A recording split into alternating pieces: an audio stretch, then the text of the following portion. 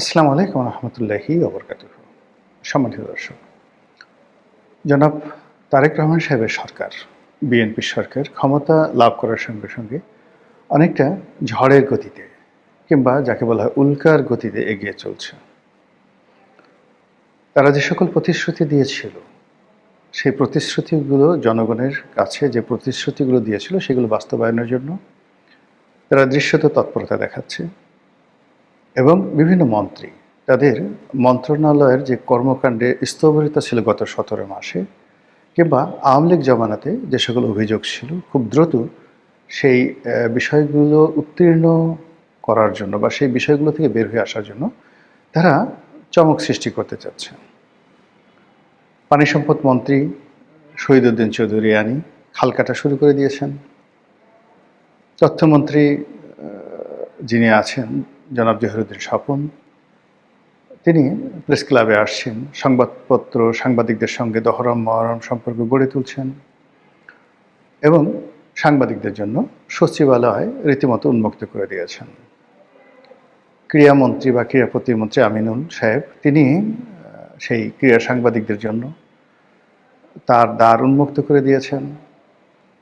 সেই আওয়ামী লীগ জমানাতে যে সকল বিখ্যাত ক্রিকেটার মাশরাফি বিন মুর্তজা কিংবা সাকিব আল হাসান, তাদেরকে আবার ক্রিকেট অঙ্গনে ফিরিয়ে আনার জন্য চেষ্টা করছেন এবং ক্রিকেট অঙ্গনে যারা স্টার, আওয়ামী লীগের স্টার, তাদেরকেও একীভূত করে পুরো ক্রীড়াঙ্গনে স্বাভাবিকতা ফিরিয়ে আনার চেষ্টা করছেন।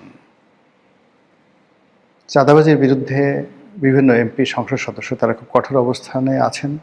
অনেকে নিজে মামলা করেছেন, অনেকে অনেক কিছু ধরিয়ে দিয়েছেন। তারপর তারেক রহমান সাহেব তার যে কর্মকাণ্ড, সেটা তো রীতিমতো হিন্দি সিনেমার যে নায়ক রয়েছেন অনিল কাপুর, বিখ্যাত একটা সিনেমা অনিল কাপুর অমরেশ পুরীর অভিনীত সেই বিখ্যাত নায়ক সিনেমা। তো সেই সিনেমাতে যেভাবে তিনি মাত্র ২৪ ঘন্টার জন্য রাষ্ট্র ক্ষমতা পেয়ে রাষ্ট্রের সব কিছু উলটপালট করে দিয়েছিলেন এবং মানুষের মধ্যে জোয়ার তৈরি করেছিলেন, তেমনি তারেক রহমান সাহেব ক্ষমতায় বসার পর থেকে গত কয়েকদিনে একের পর এক চমক তিনি সৃষ্টি করে চলেছেন। তো এই অবস্থার পাশাপাশি সরকার যে খুব সাধু বা একেবারে গোবেচারা নট লাইক দ্যাট, তারা জলে স্থলে অন্তরিক্ষে সব কাজ করে যাচ্ছে। তারা একই সঙ্গে নিজের দলকে নিয়ন্ত্রণ করার চেষ্টা করছেন, অন্যদিকে আওয়ামী লীগকে নিয়ন্ত্রণ করা, আওয়ামী লীগের সঙ্গে একটা সম্পর্ক, ভারসাম্যমূলক সম্পর্ক রক্ষা করা, আবার আওয়ামী লীগকে বাড়তে না দেওয়া বা আওয়ামী লীগের কারণে যেন তাদের কোনো অবস্থাতে নৈতিক পরাজয় না ঘটে, এই বিষয়গুলো তারা চিন্তাভাবনা করছেন এবং সেই বিষয়ে তারা কাজ করছেন। এবং তারা সবচেয়ে বেশি যে কাজ করছেন সেটি হলো গত ১৭ মাস ধরে প্রশাসন, রাজনীতি, অর্থনীতি, ব্যবসা, বাণিজ্য, শিল্প, সাহিত্য, সংস্কৃতি, সাংবাদিকতা, কূটনৈতিক পাড়া, সব জায়গাতে জামাত এবং এনসিপি যুগপৎভাবে যে দুর্গগুলো তৈরি করেছিল, সেই দুর্গগুলো তছনছ করে দেওয়ার তারা চেষ্টা করছেন। যেখানে জামাতের লোক ছিল, যেখানে এনসিপির লোক ছিল, কিংবা জামাত এনসিপিকে রাজি খুশি করিয়ে এমনকি অর্থের বিনিময়ে যারা বড় বড় পদপদবিতে বসেছিল, তাদের সবাইকে টার্গেট করে একটা বিরাট অংশকে ইতিমধ্যে ঝেঁটিয়ে বিদায় করে দেওয়া হয়েছে। অনেকে নিজের ইচ্ছায় চলে গেছে এবং আরও অনেককে টার্গেট করে খুব দ্রুত তাদেরকে বাদ দেওয়ার চেষ্টা করা হচ্ছে। গত ১৭ মাস ধরে ঢাকা বিশ্ববিদ্যালয়ের ভাইস চ্যান্সেলর এবং আইসিটির যিনি চিফ প্রসিকিউটর জনাব তাজুল, তারপর শিশির মনির, এদের নামগুলো যেভাবে আসছিল গত ২ দিনের মধ্যে এই নামগুলোর মোটামুটি একটা দফা রফা বিএনপি করে দিয়েছে। এর বাইরে বিচারাঙ্গন, পুলিশ বাহিনী, তারপর বিভিন্ন সিটি কর্পোরেশনে তাদের যে আধিপত্য ছিল সে আধিপত্য চুরমার করে দেওয়া হয়েছে। সকল সিটি কর্পোরেশনগুলোতে তাদের পছন্দের মানুষ প্রশাসক নিয়োগ করা হয়েছে এবং এ সকল সিটি কর্পোরেশন নির্বাচনের আগেই সেই সিটি কর্পোরেশনের প্রশাসনিক কর্মকাণ্ড, ব্যবসায়িক কর্মকাণ্ড এবং সে সিটি কর্পোরেশন এলাকায় বসবাসরত জনগণের উপর বিএনপির আধিপত্য এবং প্রভাব এই দুটো বিস্তার করার জন্য তারা কাজ করে যাচ্ছে। খুব সতর্কতার সাথে তারা চীনের সাথে সম্পর্ক স্থাপন করার চেষ্টা করছে, পাকিস্তানের সাথে সম্পর্ক স্থাপন করার চেষ্টা করছে, আর ভারতকেও কিন্তু তারা ছেড়ে দিচ্ছে না। কিন্তু এক্ষেত্রে যে সমস্যাটা আমি দেখতে পাচ্ছি সেটি হলো, যেভাবে সেনাবাহিনীতে পরিবর্তন করা হয়েছে, এতে স্পষ্টতই সেনাবাহিনীর মধ্যে যে ভারতীয় লবিস্ট গ্রুপগুলো ছিল তারা মারাত্মক দুর্বল হয়ে পড়েছে। তো ভারতের সাথে যদি বিএনপির সম্পর্ক হয়ও, সেই সম্পর্ক দিয়ে ভারত অতীতে আওয়ামী লীগের উপর যে প্রভাব বিস্তার করতে পেরেছে বা আওয়ামী লীগকে দিয়ে যে কাজগুলো করাতে পেরেছে সেই কাজগুলো তাদের পক্ষে করানো সম্ভব হবে না। এটাই রূঢ় বাস্তবতা। অন্যদিকে এই যে সেনাবাহিনীতে পরিবর্তন, পুলিশ বাহিনীতে পরিবর্তন এবং আন্তর্জাতিক অঙ্গনে পাকিস্তানের সঙ্গে চীনের সাথে যে সম্পর্ক স্থাপনের যে তোড়জোড় চলছে, তার প্রেক্ষিতে আমলাতন্ত্রের মধ্যে এ দুটো দেশের প্রতি দুর্বলতা প্রদর্শন করার জন্য বহু আমলা 10 পায়ে দাঁড়িয়ে আছে। ইতিমধ্যে আপনারা দেখেছেন যে চীনের রাষ্ট্রদূত জনাব তারেক রহমান সাহেবের সঙ্গে দেখা করেছেন। পাকিস্তান জাতীয়ভাবে সিদ্ধান্ত নিচ্ছে যে তাদের যে সবচেয়ে বড় জাতীয় অনুষ্ঠান, আমাদের দেশে যেমন 16ই ডিসেম্বর, তদ্রূপ তাদের দেশে যে সবচেয়ে বড় জাতীয় দিবস, অর্থাৎ যে তারিখে শেরেবাংলা একে ফজলুল হক লাহোর প্রস্তাব উত্থাপন করেছিলেন, সেই তারিখটিকে তারা উদযাপন করে তাদের জাতীয় উৎসব হিসেবে। এর কারণ হলো লাহোর প্রস্তাবের মাধ্যমে পাকিস্তান রাষ্ট্রের পতন হয়েছিল।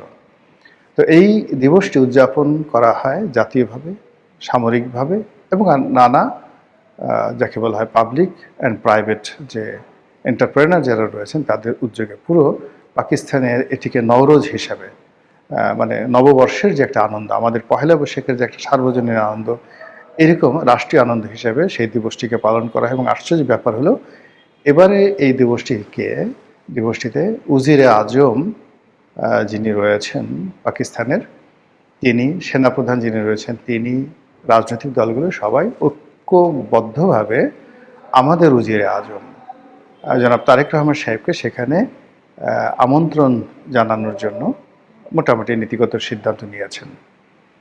তাই যদি হয় সেটা আমাদের জন্য একদিকে ভালো, যে এই লবির মাধ্যমে আমরা চীনের সাথে ভালো সম্পর্ক স্থাপন করতে পারবো, আর সৌদি আরব, পাকিস্তান, আমেরিকার সঙ্গে একটা বলয় গড়ে উঠবে। ভারত রাগ হবে কিন্তু কিছু করতে পারবে না।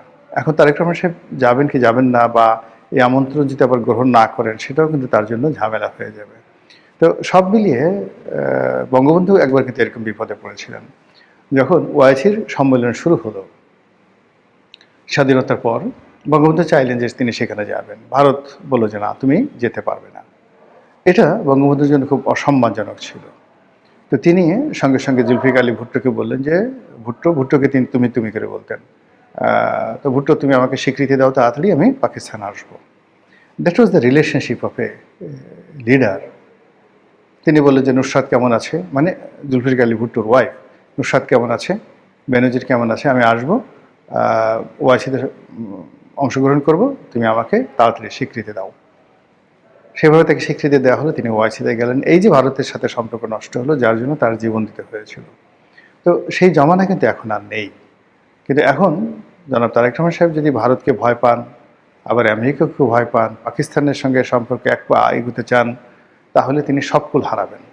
তার কাছে দুটো অপশন। একটা অপশন হলো যে আওয়ামী লীগকে নিয়ে মিলেমিশে রাজনীতি করবেন ভারতের সাহায্য সহযোগিতা নিয়ে, এটা তার টপ প্রায়োরিটি। আর এই টপ প্রায়োরিটি করতে গিয়ে অন্যান্য যে শক্তিগুলো রয়েছে, আন্তর্জাতিক শক্তি আছে, তাদের সঙ্গে একটা জাস্ট সহনশীল সম্পর্ক রাখবেন।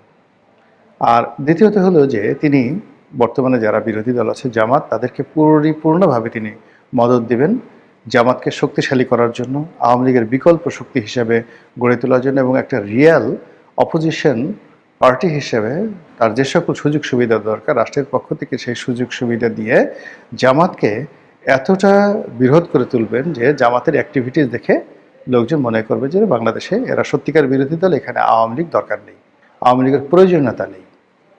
এটা করবেন। আর পাকিস্তানের সাথে কৌশলগত সম্পর্ক করবেন, চীনের সঙ্গে কৌশলগত সম্পর্ক করবেন, আর আমেরিকা ডোনাল্ড ট্রাম্পের সঙ্গে কৌশলগত সম্পর্ক করবেন। আর এই ধারাবাহিকতায় কাতার, সংযুক্ত আরব আমিরাত এবং সৌদি আরব, এই রাষ্ট্রগুলোর সঙ্গে তার একটা ভালো সম্পর্ক হবে।